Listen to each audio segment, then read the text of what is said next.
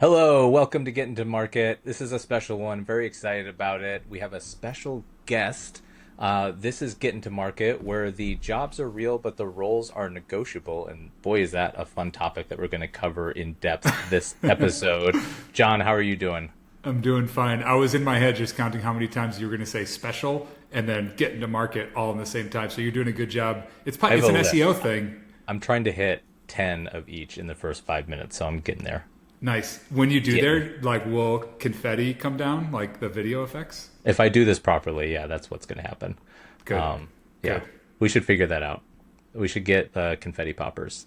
Um, you, John, Yes, sir. because we're going to be super rude. Of course, we do this like dumb banter thing at the beginning of every episode. You went on a bicycle. Do you call it a cycling trip or a bicycling trip? I don't think I have a good way to refer to it. I call it a bike trip, Bike trip. but then I always have to clarify cycling. And then that even isn't good enough. I have to say pedal biking. So I don't know what I should call it.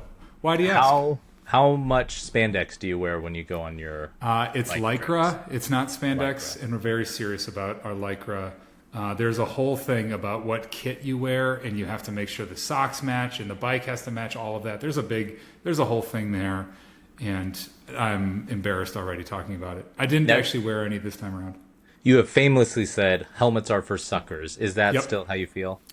So I'm going to change the topic a little bit. This morning I went out to have some Yeah. coffee. I do that from time to time. And I went for a walk where I was, just kind of walk downtown a little bit. And I saw a guy that works at the coffee shop that I know on an e-bike. And so I stopped him. Then he was working. And I was like, hey, man, I thought I saw you Physically, this morning. you kicked his bike over while he was. Exactly. Well, this is the connection to the story. So I was like, did I see you on your e-bike this morning? He's like, oh, yeah, that's funny. So we just kind of chit-chat. And he said, yeah, I'm still waiting for my full face helmet to come in.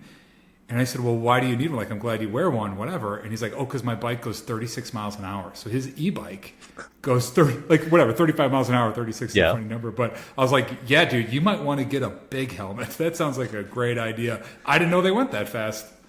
I mean, but okay, so I know a little bit about bicycles. And They Queen, can go much faster than 36 miles, like especially a road bike, right? Like easily downhill, especially especially. me. I mean, like, do you have a full face helmet?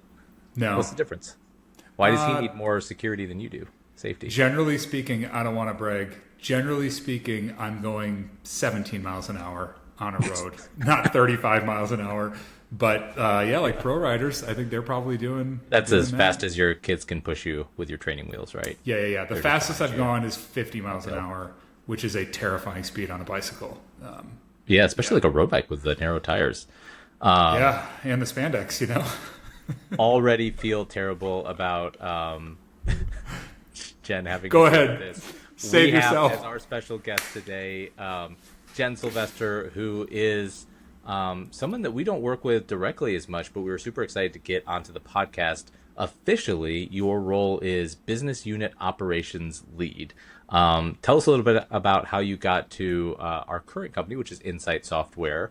And then we'll get into a little bit about like why I don't think that is the most accurate title for what you do. Yeah, for sure. So how I got to ISW,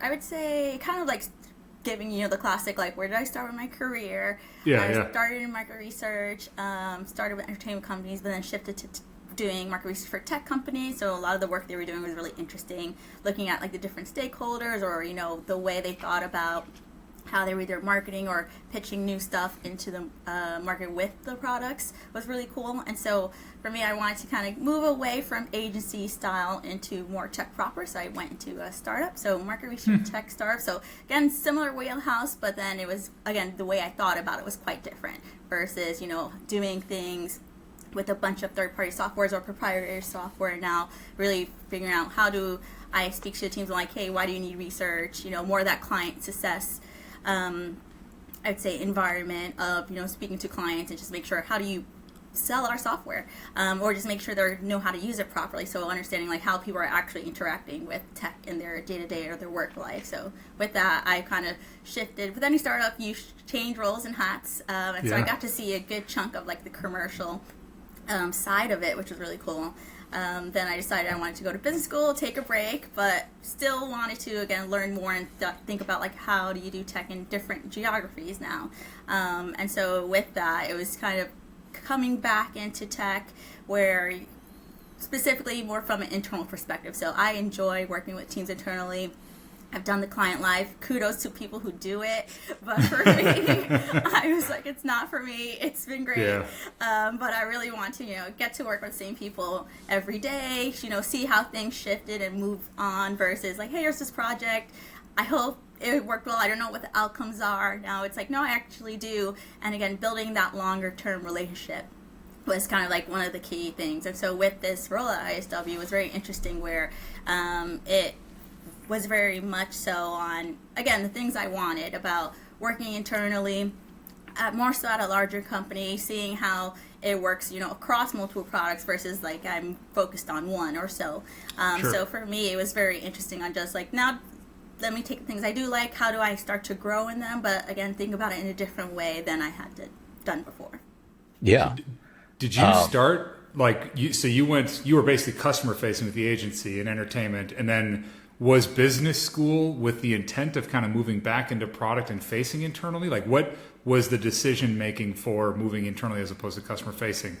I think for me, it was more so when I was at the startup, it's kind of a mix. You have the client stuff you're focused on, but you're building stuff from scratch. So you have Sure. to work with the different teams, and everyone's figuring it out at the same time. And so for me, I really enjoyed those conversations where someone's pulling you into a conference room, like, hey, I would love your perspective on X, Y, Z. Let's try this thing out. If it doesn't work, great. We at least tried it. And so it was a lot of that building towards kind of we're already all on the same goal. We don't have competing priorities from that perspective, where sometimes with a client, what they want and what you want may not always align.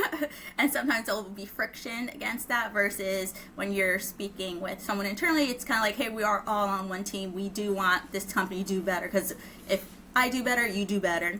Versus for a client, it may not necessarily be the same, where it could be like budgetaries or, what your roadmap aligns isn't what they currently need. So for me, it was more so having that cohesive environment, and internally, I think is the best way for me to have gotten it. And so that was where I was focusing post-business school, where I was like, hey, I think once you've done a good gamut of client facing, it's whether or not it's for you or not.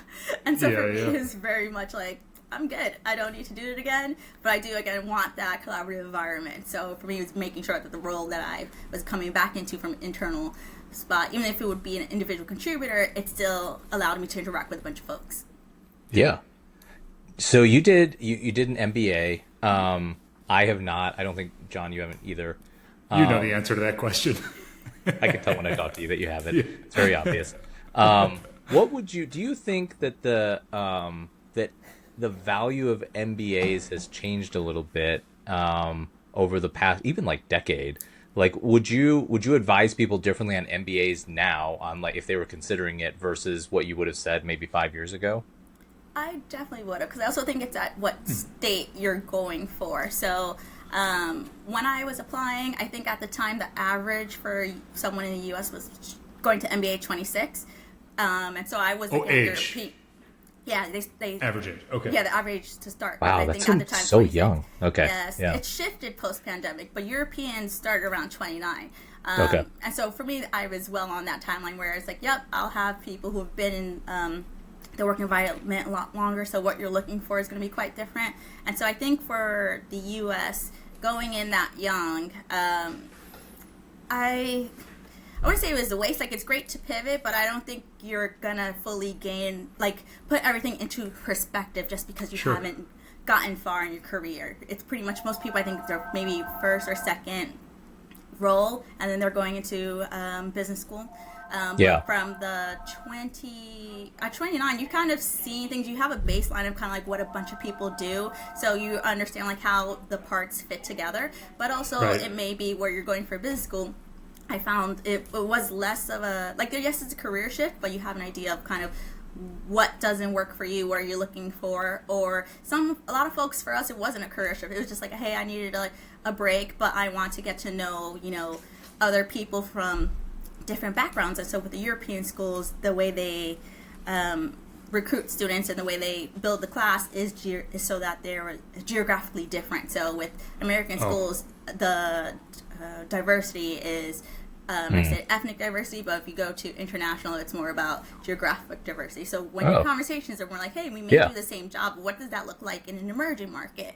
Or so their conversations get a bit different. I think it's more so learning, just being open to just learning a bit more about things outside of your scope. Well, I think if you're going a bit younger, you're hoping that, this is going to get me into the next role, that's going to get me, X, Y, Z, money, etc., and then I'll figure it out later. So I think you'll do a lot more figuring out post MBA when you do it younger than when you do it a bit older. But I also think in terms of that value prop of like, hey, I'm going to get a high paying job, it's going to pay off itself. That is, I don't think, no longer the case. It's a lot, especially with the job market. Yeah. So I think it's just more, if you're going to go for it, it's less about, the ROI in terms of financials, but more so, the connections in terms of, what can you learn from other folks versus, hey, maybe down the line they'll get me a job. I don't think people should be going in for that. I mean, because you can network in different ways without it, and you don't need a degree to do that. But I think if it's more so that they're going to force me to do it in a particular environment that is quite different from me, then I think that's worth it. Yeah, I'm gonna be very I guess stereotypical in my kind of understanding of MBAs, which is that there's a certain subset of folks who do an MBA to get to like one of the big four. I think the big four have been rocked a little bit by AI.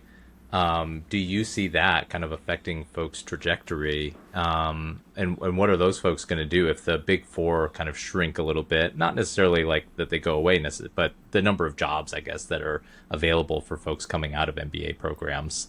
What do you think? How do you think that's going to change things?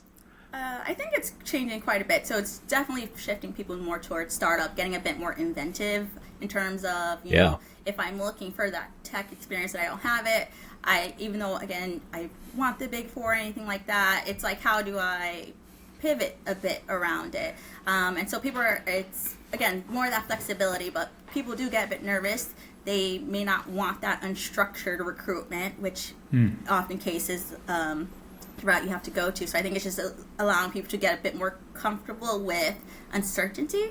But with that, seeing kind of with the Big Four how that has changed, it's like, again, there's no longer guaranteed. For the schools themselves, they still want the relationship because who knows when the tides turn, you still have to go for it. But I think for students, you have to go in with a lot more open-minded than what you think, because you're still going against very qualified people from your own school, so oftentimes head-to-head, and, you know, what makes you different over one versus the other. Sometimes there are key differences, but you also don't know what the company is looking for. So you also have to be really resilient on rejection as well, where, you know, it can't, maybe sure your interview, you're like, I could have done better, but sometimes you could have given your all, you think you nailed it, but there's something that they're looking for that you just don't have, and that's okay. So I think it's going to shape students and how they approach the market in a different way, but I wouldn't, and then it's whether or not people want to circle back to the Big Four eventually, but I think it's just the way students have to think about it now, I think is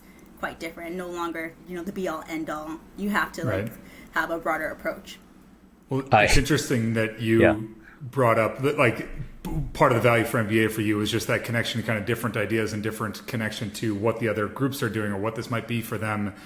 Because, I mean, a part of what we wanted to talk to you about and learn more about is your expertise. And so Nate started calling this 4D chess, and I like this idea, and he defined it, or at least we've been talking about it, where just this general curiosity and what's happening someplace else in the org can and will help me with what I need to do. And so just operating at that other level of curiosity, of knowing this part of the org will affect me, or I might be able to help that.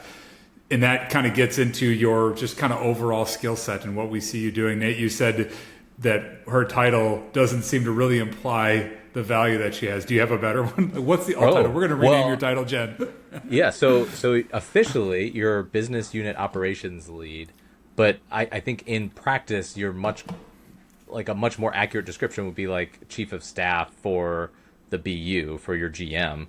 And John, the plural of chief of staff is chiefs of staff. What did I say? Sure No, I was just messing with you. Oh, You I was like, did I say something different? Yeah. Cool. It's like surgeons general, attorneys general, Chief of staffs. I own a lot of staffs. I do a lot of walking. have so many staffs. I'm the owner of them. Lots of staffs. Jen, does that like? Do you feel more like that is kind of how you would describe that role to folks? I would probably agree with that, where I think because it changes, I think, throughout the year and throughout the period in terms of where you're doing more operations focus or where you're able to, again, come together, work with the teams on, like, thinking a bit more strategically there. So I think it's a very great, like, all-encompassing for, I do a bunch of different things at a bunch of different times. Yeah. In alignment with, my BU or, like, my GM strategy. I think that's kind of, like, the best way to, like, put, everything in a bucket. Yeah. When people ask, and I'm sure they do, what you do, how do you describe it? I mean, that's difficult, so I'm glad you brought up the chief of staff bit. Yeah. I think Own it. My default is, I call it herding cats. Yeah. Where I have, again, if I have a backyard and my cat's hidden in, 5 different places, I need to find them. I need to get them aligned to what I need to be done, whether you need to get back in the house or it's feeding time or anything like that. I think that's kind of the biggest thing I do is just if there's something that needs to be done, again, whether it's figuring out strategy or, deliverables for the board, it's around how do we get everyone aligned to, committing to the timelines, making sure we're producing, the best output that we can, and that it kind of reads end to end in a way that, again, everyone is bought into, is aligned to, and there's little to no miscommunication around, hey, wait a minute, I thought we were going this direction. It's like, no, we, again, are aligned in the same way. Yeah. Can you give examples of what are your tricks? What is in your playbook, your go-to for accomplishing that? What are the things that you're like, every single time when I have to work with these clowns, these are the basics to get to that alignment? Communication, as everyone says, is key for any relationship, including work ones. I try to be crystal clear on what I'm asking for. So I'm putting dates, I'm outlining, if it's for example, a PowerPoint, I'm like, I need this slide, this slide, this slide, and exactly what's on XYZ slide so that when they have something to refer to repeatedly, like, hey, what am I supposed to do? Is you have it somewhere on, you're like, okay, I know exactly what needs to be done. Try to minimize questions around that where, again, a bunch of things are getting thrown out, and the crystal clear that something is, I think people are more likely to get it done. Because you're like, I know exactly what I need to do versus I need to think about this. Is easy peasy. And then two, I make myself pretty available. I'm like, if you have any questions, reach out to me, whether it's calendar, Slack. Some people just call me on Teams. Even if they haven't checked my calendar, just like, she's green, let me just try it out. She's waiting for my call. Yeah. So try to be available in that regard so that they know they feel supported, not like, hey, I just dumped something on you and good luck, I'll reach out to you when it's due. It's like, no, I'm still here in the background. Again, whether some people work well with bouncing ideas off of someone, like, hey, does this make sense before I get deeper into the activity, or can you check later? So it's just making sure I also work with their working style. I think I would say those are the two main things. And then just making sure I have that constant connection with them where, again, I didn't leave them alone for a week or a month or two. It's like, no, I'm still here checking, like, do you need anything? Can I bring other people to help? Or if there's something they're looking for, I can go chase for them instead of them doing the activity. So again, removing a little bit of blockers, but making it easy for people to work and kind of deliver on the things that, I may need or someone else may need. One of the things that stuck out to me about what you were saying is understanding them and kind of like how they work. But a piece of that is the folks that you're talking to and some of the meetings that you're a part of, because you work so closely with a general manager of a business unit, is at a different altitude than where they might be operating in their day to day. And so you have just a different line of sight on some of the other priorities organizationally that are happening that they just don't have the insight into that you do. How do you talked about herding cats, but they're not your cats also is kind of a component to that. How do you kind of get into their frame of thinking to kind of make it so that what you need from them, they see as valuable too? I would probably, I think this is where my background working at a startup has helped, just because you Oh yeah. get again, access to all these different departments earlier on. Again, there's no restrictions in terms of, hey, we're busy. People pull you in for random things just for an outside perspective. And so I think that's been helpful, where when I'm talking to different departments or different people with different backgrounds, it's like, okay, I kind of have an idea of what you do. So the questions I'm going to ask are not quote unquote dumb questions, even though there's no such thing as a stupid question, but for everyone's like, hold there's on, a couple. Yeah, exactly. So it's like, how do we avoid those and start getting into, again, I think you're talking about like priorities, where it's like, okay, I have an idea of what is important to you, whether like if it's client success, it's like retention is your key thing, making sure that what you have the tools you need to do that, and particularly with retention, whether or not your conversations are having 3 months. So knowing the business beats of the departments really helps, so that I know if I'm asking for something, am I asking at a wrong time? Probably. If it's end of quarter, I shouldn't ask sales anything. It's like, you got to do what you got to do. I'll catch you at the top of it, maybe a week or two after the dust has settled down. But then again, aligning to what do you care about? I was like, yeah, you need to still make deals. You need to, still do prospecting, all these different activities. But if what I'm doing may not correlate one-to-one, it's connecting the dots there. Where like, hey, it may not, impact you immediately, but if I have your perspective, or give you that little seat at the table, it's going to make things a lot easier for when things eventually come downstream. You're not surprised. You're not wondering like, oh my God, this doesn't work for me. It's like, well, you had a chance to kind of speak to it. So a lot of it's kind of making sure that it is beneficial, whether it's more so a long-term goal versus a short-term need. But and then keeping them, updated and again informed, where it's like, why am I asking for this?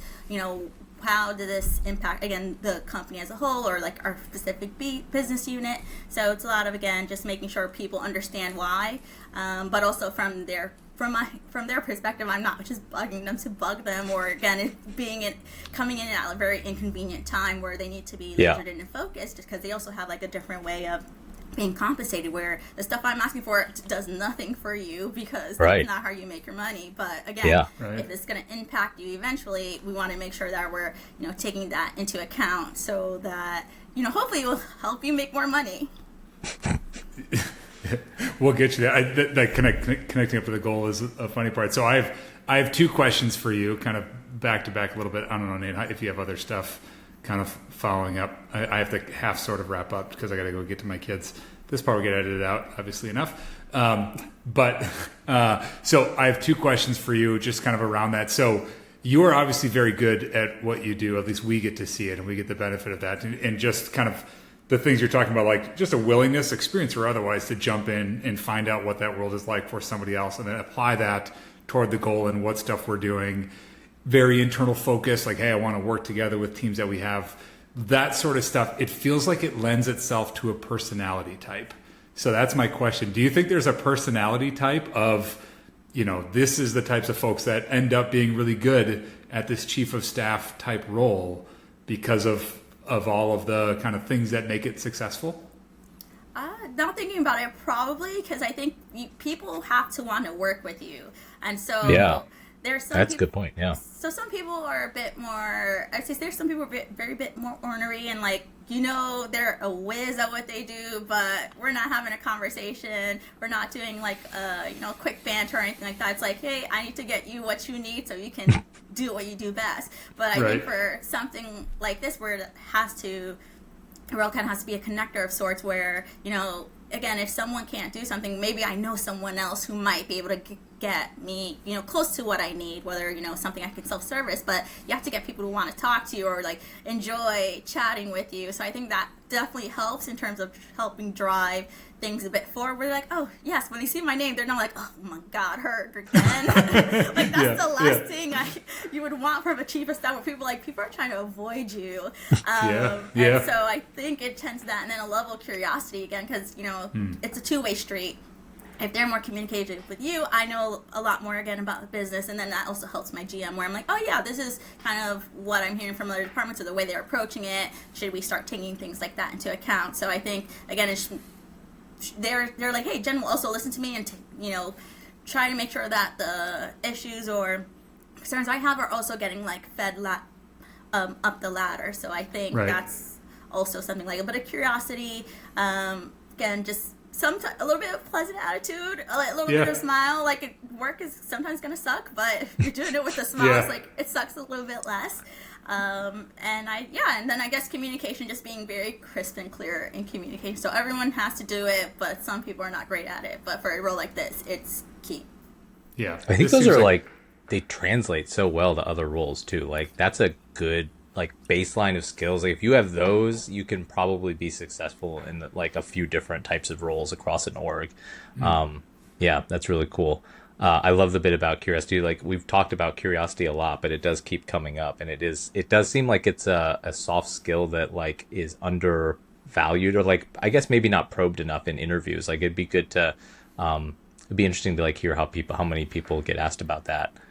I think it's hard to ask in an interview about curiosity. Yeah. People are like, yeah, I am. I think it's just, you get it based on how many questions they ask you back, or they're like, I read this little small thing and hidden away in the website.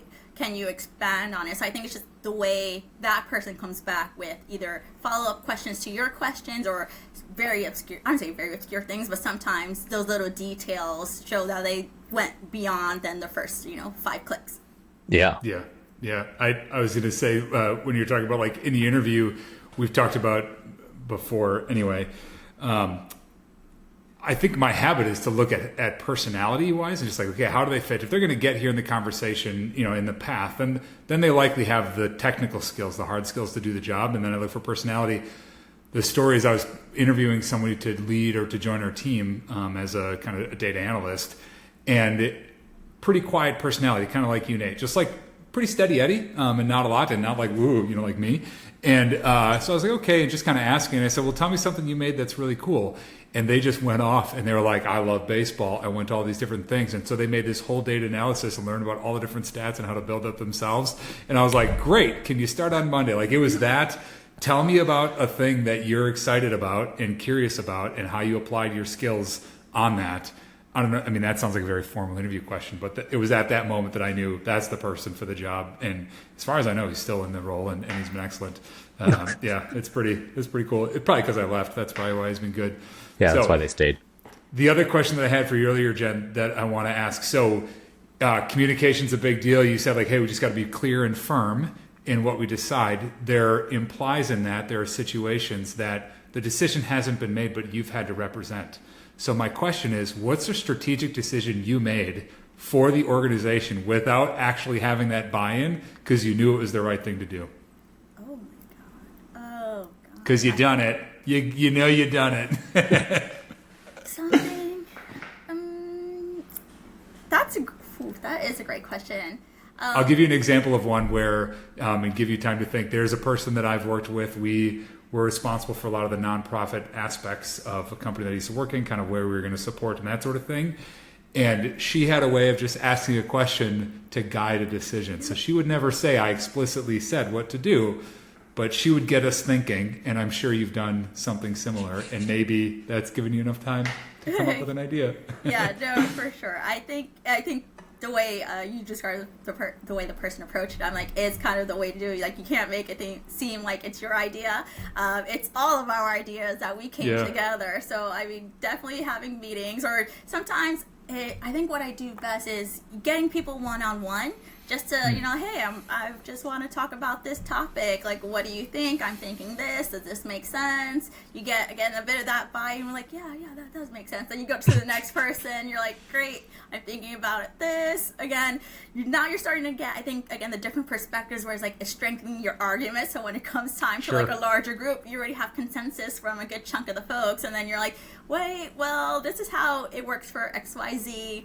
What do we think? And then those people, I mean, everyone loves to kind of like chime in a meeting sometimes. And so they'll chime in on behalf of, what they thought, because they've already been in that conversation. They have their own opinions that they can really deliver and all that. So I think it's pretty much like, I think if you can't do it in a group setting, going one by one before the group setting, I think is helpful, because then at that point you have enough consensus, but you also have people who have ideas and things they want to add on top of it. So again, it gives that cohesion of, it's all of us who came up with this, and we're all very much aligned, and it fits within, again, all these different perspectives. And so I think that's kind of the way I go about it. It's more so one-on-one, a little stealth mode until a group setting. Yeah. You're dodging and weaving like you haven't made a strategic decision for the business, and I'm pretty sure you have, and you're just not telling us. That's good. It's a like a Jedi mind trick. Yes. So, Jen, we do a session called Lessons Learned, where we talk about a lesson that we took away from this week or recently. We won't make you go first and put you on the spot. But, John, how about you? What was your lesson learned this week? So I don't know if it's necessarily a lesson learned, but something that I wanted to get your opinion on. So OpenAI just did, and they announced that they'll be doing apps, and so you can do apps. And so the stuff that I was reading and just kind of learning about, I suppose, was around the impact to OpenAI doing apps. So an ability to make apps that are agentic out of the gate will transform everything. The whole world is shifting. And I was curious what your take on that is, both of yours. Oh, Jen, you want to go? I'm sure you have some thoughts. For me, I think with AI, I've been very much I want to see it first, just because there's always some kinks, even when they change language model. Like, I think I was messing around with ChatGPT 5. I was like, no, I got to go back to the old one. So just to see how they're going to roll it out on a larger scale, and how people will break it, because I think that's usually what inevitably happens. Like, someone's going to really push it and, again, break it, learn from it. So for me, I mean, that'd be cool to see. But again, everybody's doing agentic in some way. So it's like, who's doing it first, who's doing it better, and it's also for what use cases. Is it for the everyday person where I'm like, I need an assistant for myself? I'm excited to have that person, in. How much training is needed, or if they have enough to kind of get into the nuances that we need, because I know I've tried it for like numbers. Sometimes the numbers don't make sense, so I don't want OpenAI to really do things that matter critically for me and requires a lot of math behind the scenes. I'm still like, again, I still can't. Have they fixed it where it can tell how many R's are in strawberry or something like that? There's still some like weird things that not kinked out all the way. So for me, I like to see it before I believe it, but I wouldn't be surprised if they have something very like standard that can be used in an everyday application, but I'm not sure about like the higher level stuff, that kind of the stuff that we work at ISW for. Sure, yeah. Skeptical Jen, how do you feel, Nate? You think apps are going to shift? I think they could. I guess the bigger question is like, kind of to Jen's point, it's like, what's the timeline? When does it get to the point where it's like enterprise scalable? And I think the answer now is like, it's not. But the bigger question is like, it's probably going to. So when? And I wonder too, like, if we look at the 80s and 90s as a template for like companies outsourcing IT stuff, like they're moving their data center to a public cloud provider. How much stuff is now going to come back in as they're able to kind of use internal resources paired with AI to sort of create the things that they need from like an infrastructure and like what they're trying to build perspective internally, and not having to go outward. And like, then how does that affect like the B2B space and what other folks are trying to do with like software and point solutions, that sort of thing. So I think that'll be interesting. Like a big question mark, I think, around sort of like not so much whether or not it'll happen, but just kind of like when. The thing that I probably learned out of that is I'm still feeling worried about the value of product management in an AI world. I'm like, oh my goodness, if this is, but I'll carry that to the grave. Too. You're supposed to. Yeah. All right. Jen, do you have a lesson learned for this week? I think a lesson learned for this week, probably for me, it's more personal, just kind of like taking a step back sometimes. Again, life is kind of like a set of balances and it swings, and so for me it's very much like I need to refocus back in on my own personal life, then kind of work, and sometimes you can bring a little of stuff from work into your personal in terms of like the way you tackle things, and so that's for me where I was like, hey, I need a reset. It's, again, Q4 for everyone, but also I'm like, the year's almost over. The goals I had for, I said I was going to do, I'm like, okay, that's not happening, but how do I make something a little bit more realistic, or, start my 2026 off in a good way? But for me, it's been thinking about how do I want to connect with folks more, And, you know, yeah. my day to day, or, you know, again, the classic, I want to work out more, I want to do these things. I'm like, clearly having a gym membership is not helping. So, Not. so it's like, okay, what are the things I can do? Whether I'm like walking up and down the mall, doing window shopping, like figure out those alternatives. Combining hobbies. Exactly. 2 for 1, you know. Maybe I take a hit to, you know, the wallet, but the fitness is going strong. I like that. 2026 will be better. We all feel it. Yeah. Do we? No. What did you learn, Nate? My lesson learned is the have you either of you seen the movie Beethoven, the Charles Grodin Saint Bernard movie? Okay, so I did not remember this. Wait, hold on. 0 people. You are one of the weirdest people I know. 0 people would refer to Charles Grodin first when they refer to Beethoven as like the dog movie. Classic Charles Grodin film. It's like classic Charles Grodin. Like Jen, are you in my camp on this one? Yeah, I'm with you. Once you said dog, I was like, oh, yes, I've seen him. It's not bad. You're peculiar. Own your weirdness. Whatever. Charles Continue Grodin's on. great in it. Love Charles Grodin. R.I.P. Dog movie. So I hadn't seen it in a long time. The plot of the movie, because my oldest was watching it, is they're trying to get Beethoven because they want to test a special type of bullet on his head, because he's a big dog with a big head, and like this lab is developing these new bullets that they're trying to test on Beethoven and other large dogs' head as like, is this bullet effective? Is that not that's a kids movie? That's it's a insane. Kids movie, and they're like, we need to test these bullets on dogs. I didn't remember that as a plot. I didn't either. So now it makes me like, what did you stream it or did you have hard DVD? Yeah, we streamed it. It was like on Disney Plus or something. What if it's changed? What if they just edited it? They probably will. But like they big can't Disney. like there's no way they can reboot it now because nobody's on board for a dog shooting movie. It's like we're trying to kidnap this dog so that we can shoot it like literally in the head because it's like a big Saint Bernard. Yeah. Well, test shooting it. The test might fail. That's a part of the whole plot. The test could fail. Then what? Trying to test out bullets on dogs. Like, that's so crazy. Oh, my goodness. Only in the 90s. Whew, what a time. God That's bless the wild. 90s. Come back, 90s. We need more of those types of crazy movies. We can make them. So that's by Jen. Thank you so much for coming on to this Thank you, podcast. Jen. It has been so great. I would love to have you back because there's a couple things that we probably didn't get to that would be really fun to explore. Jen's amazing. You can find her on LinkedIn. We'll put that in the show notes. You can find Get Into Market every Tuesday, and we also post some of the videos on YouTube as well. Thank you guys for having me. It's been fun. Yeah. Thanks, Jen. It's been great. Thanks, Jen. Bye. See you, Nate. Bye.